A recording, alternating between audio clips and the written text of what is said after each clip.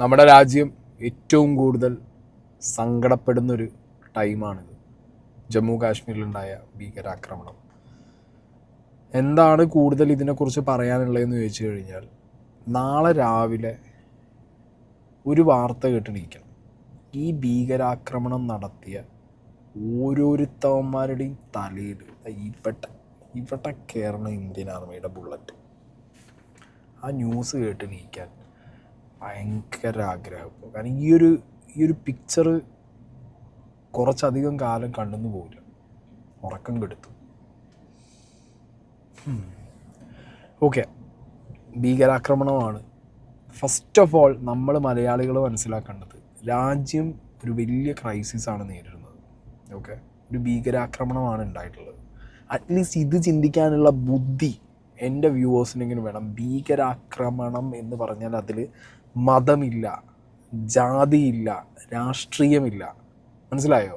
അവരുടെ ജാതിയും മതവും രാഷ്ട്രീയവും ഒക്കെ ഭീകരതയാണ്. At least understand that.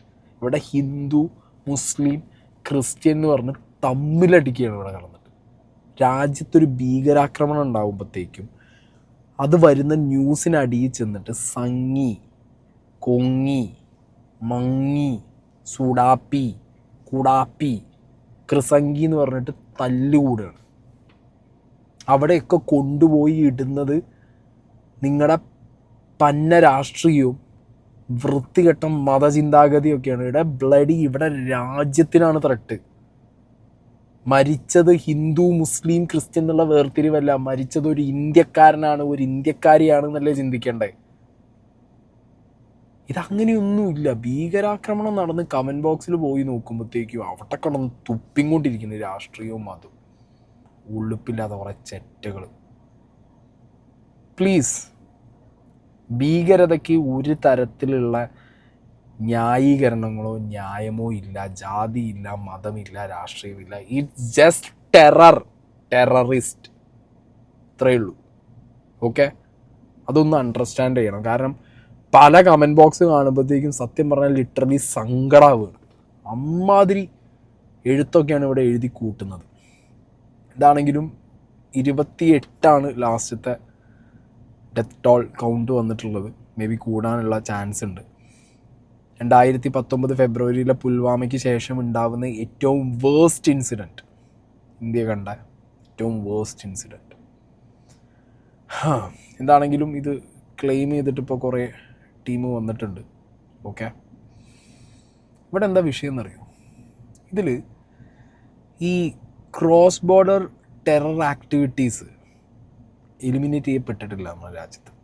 ഓക്കെ, നമ്മുടെ രാജ്യത്തിലൊരു മേജർ സെക്യൂരിറ്റി ആൻഡ് ഇൻ്റലിജൻസ് ഫെയിലിയറാണ് നമ്മളിവിടെ കണ്ടത്. നമ്മളെപ്പോഴും നമ്മുടെ രാജ്യം ദ ബെസ്റ്റ് എന്ന് പറയുമ്പോഴും നമുക്ക് ക്രോസ് ബോർഡർ ടെററിസം ഒരിക്കലും നമ്മുടെ ഇൻ്റലിജൻസിനെ സ്പോട്ട് ചെയ്യാൻ പറ്റുന്നില്ല.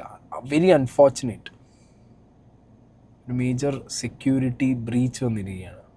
അതും നിങ്ങൾ ആലോചിക്കണം, ഒരു ടെററിസ്റ്റ് അറ്റാക്ക് നടന്നത് ഏറ്റവും കൂടുതൽ ടൂറിസ്റ്റുകൾ വരുന്നൊരു സമയത്ത് ഏറ്റവും കൂടുതൽ ടൂറിസ്റ്റുകളെ ടാർഗറ്റ് ചെയ്താണ് നടന്നിട്ടുള്ളത്. Because they are soft targets. ഒന്നും അറിയില്ലടേ. ഫാമിലി ആയിട്ട് അടിച്ചു പൊളിക്കാൻ ഏറ്റവും നല്ല ടൂറിസ്റ്റ് സ്പോട്ട് ഏതാണെന്ന് ചോദിക്കുമ്പോൾ ജമ്മു ആൻഡ് കാശ്മീർ. നേരെ പോവും, പാക്കേജുകൾ ഇഷ്ടം പോലെ. ഇതതിൻ്റെ ഒരു ടൈം, സ്കൂൾ കൂട്ടി എല്ലാവരും വെക്കേഷന് പോകുന്ന സമയം. ഇതിനിടയിൽ കുറച്ചധികം പറയാനുണ്ട്. ഫൈൻ, ഞാൻ പറഞ്ഞല്ലോ, വീണ്ടും പറയുന്നു, ഭീകരതയാണ്. അതിനകത്ത് നിങ്ങൾ ഇപ്പോൾ അറ്റ്ലീസ്റ്റ് ഫോർ നൗ എല്ലാവരും ഈ ജാതി അല്ലെങ്കിൽ മതം, രാഷ്ട്രീയം പരിപാടികളൊന്നും നോക്കിയിട്ട് ഇതൊന്നും എടുത്തിട്ട് ഓരോ കാര്യങ്ങൾ എഴുതി വിടരുത്. ഓക്കെ, ഇതിൽ കൊല്ലപ്പെട്ടവരിൽ വിദേശ പൗരന്മാരുണ്ട്, മലയാളിയുണ്ട്. എന്താണെങ്കിലും കുറേ പേർക്ക് അവിടെ ജീവൻ നഷ്ടപ്പെട്ടു. 2:45 കൂടിയിട്ടാണ് ആക്രമണം നടന്നതെന്നും അതിൻ്റെ ന്യൂസുകളൊക്കെ വരാൻ തുടങ്ങിയപ്പോഴാണ് ലിറ്ററലി നമ്മൾ ഞെട്ടിപ്പോയത്. ആദ്യം ഒരു ലേഡി വന്ന് പറയുന്നത്, ആ ലേഡിയുടെ ഹസ്ബൻഡിനോട് ഹിന്ദു ആണോ മുസ്ലിം ആണോ എന്ന് ചോദിച്ചു. ഹിന്ദു ആണെന്ന് പറഞ്ഞു. ആ വ്യക്തിയെ വെടിവെച്ച് കൊന്നു എന്നാണ് പറയുന്നത്. വേറൊരു ലേഡിയുടെ ഹസ്ബൻഡിനെ കൊന്നിട്ട്, ആണുങ്ങളെയാണ് ടാർഗറ്റ് ചെയ്തിട്ടുള്ളത്. വേറൊരു ലേഡിയുടെ ഹസ്ബൻഡിനെ കൊന്നിട്ട് ഇത് മോദിയെ അറിയിക്കണം എന്നുള്ള രീതിയിൽ വർത്തമാനം പറഞ്ഞു എന്ന് പറയുന്നു. കേൾക്കുമ്പോൾ തന്നെ നമുക്ക് ലിറ്ററലി നമ്മൾ ഷോക്കല്ല, നമുക്ക് സത്യം പറഞ്ഞു കഴിഞ്ഞാൽ നമുക്ക് വാശിയാണ് കയറുന്നത്. ഇതിൻ്റെ ബാക്കിൽ എങ്ങാനും പാകിസ്ഥാനാണെങ്കിൽ, എങ്ങാനെന്ന് പറയില്ല, പാകിസ്ഥാൻ ആയിരിക്കും. തീർത്ത് കളയണമെന്നേ പറയാനുള്ളൂ. വലിയ ഭീകരാക്രമണമാണ് ഉണ്ടായിരിക്കുന്നത്. അർജുൻ പീതാംബരൻ ഉണ്ട് ഡൽഹിയിൽ നിന്ന്. Arjun, the resistance front TRF എന്ന ഭീകര സംഘടനയാണ് ഉത്തരവാദിത്തം ഏറ്റെടുത്തിരിക്കുന്നത്. ഈ ഭീകര സംഘടന 2019 ആർട്ടിക്കിൾ 370 റദ്ദാക്കിയതിനെ തുടർന്ന് രൂപം കൊണ്ടിട്ടുള്ള ഒരു ഭീകര സംഘടനയാണ്. അവർ ഈ ലഷ്കർ ഇ തോയ്ബയുടെ ഒരു ഓഫ് ഷൂട്ട് സംഘടന കൂടിയാണ് എന്ന് ഇപ്പോൾ വിവരങ്ങൾ പുറത്തു വരികയാണ്. TRF നടത്തിയിട്ടുള്ള ഏറ്റവും വലിയ ഭീകരാക്രമണം എന്ന് നമുക്ക് ഈ ഭീകരാക്രമണത്തെ വിശേഷിപ്പിക്കുകയും ചെയ്യാം. ബൈസ്രൻ വാലി എന്ന് പറയുന്ന മേഖല അത് ഒരു വിനോദസഞ്ചാര കേന്ദ്രമാണ്, ഒരു മൊട്ടക്കുന്നാണ്. അതിന് ചുറ്റും വനമേഖലയാണുള്ളത്. ആ വനമേഖലയ്ക്കുള്ളിലൂടെ എത്തിയ 2 or 3 ഭീകരർ, ദൃക്സാക്ഷികൾ പറയുന്നതനുസരിച്ച് 3 പേരുണ്ടായിരുന്നു എന്നുള്ളതാണ്. ഇവർ സൈനിക യൂണിഫോമിലായിരുന്നു എന്നുള്ളതടക്കം ചില ആളുകൾ അവിടെ ഉണ്ടായിരുന്നവർ പങ്കുവെക്കുന്നുണ്ട്. പക്ഷേ സ്ഥിരീകരിച്ച വിവരം വന്നിട്ടില്ല. ഇവർ ആളുകളെ തിരഞ്ഞു പിടിച്ച് പോയിന്റ് ബ്ലാങ്കിൽ വെടിവെച്ച് കൊലപ്പെടുത്തുകയായിരുന്നു എന്നുള്ളതാണ് നിലവിൽ നമുക്ക് ലഭിക്കുന്ന വിവരം. പ്രധാനമായും ഏറ്റവും കൂടുതൽ ആക്രമിക്കപ്പെട്ടത് പുരുഷന്മാരാണ്.